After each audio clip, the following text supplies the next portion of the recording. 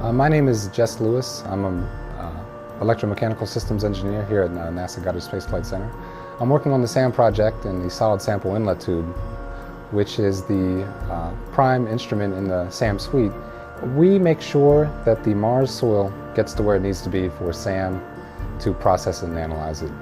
So we can see if there is life on Mars or assess the habitability of Mars. When we started working on the part, there was a lot that was already in place before we began actually conceptualizing what it would look like.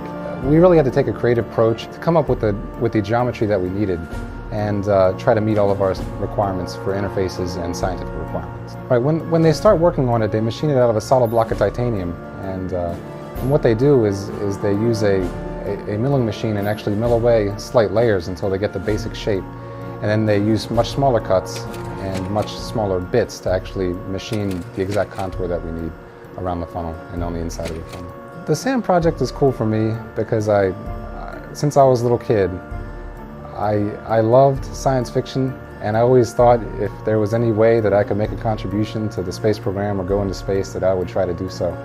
And working on the SAM project lets me express my creativity and actually give something to the space program.